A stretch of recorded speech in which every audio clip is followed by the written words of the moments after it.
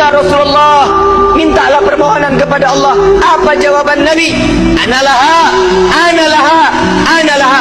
Aku yang dapat menolong kalian, aku yang akan memberikan syafaat kepada kalian, aku yang akan membebaskan kalian dari siksaan padang mahsyar di hari ini.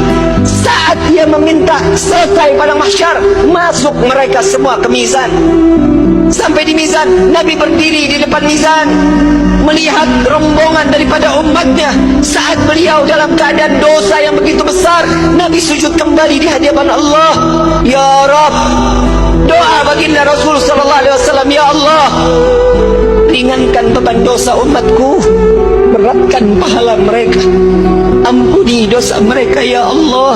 Kita berbuat dosa di atas bumi Allah. Nabi yang terus menerus sampai di mizan pun Nabi sujud kepada Allah agar kita diselamatkan, dibebaskan, agar masuknya kita ke dalam syurganya Allah.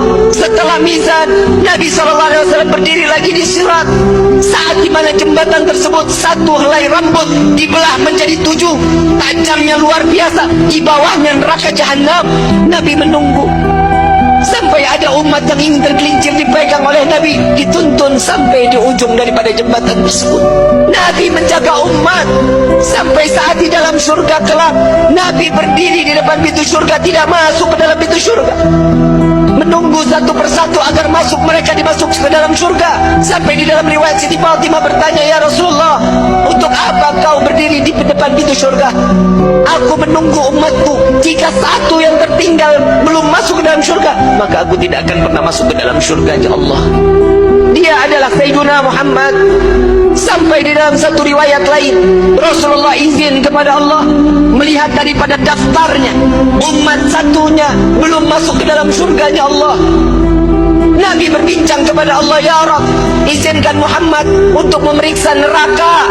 Sampai beliau masuk ke dalam neraka mencari umatnya, lalu setelah itu diambil, lalu dibawa masuk ke dalam surganya Allah. Dia adalah Sayyiduna Muhammad, dia adalah pemimpin kalian, dia adalah Nabi kalian, dia adalah Rasul kalian. Tidakkah kalian malu tak kala kalian berbuat dosa di hadapan Allah?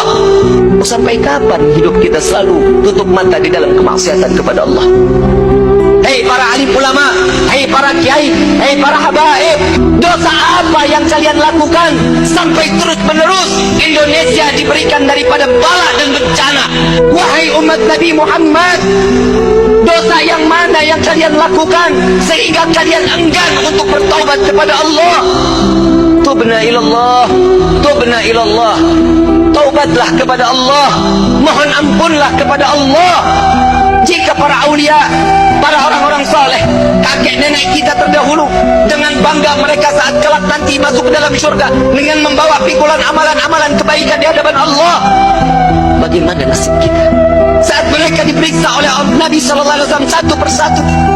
Dengan bangga Nabi mengatakan, dengan amalan mereka, zakat mereka, sedekah mereka, sholat malam mereka, Nabi mengatakan, dia adalah umatku ya Rabb.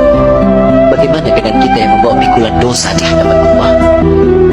Tatkala kita membawa pikulan-pikulan dosa, dibuka, diperiksa oleh Nabi, Nabi tetap mengatakan, dia adalah umatku ya Allah, sambil meneteskan air mata.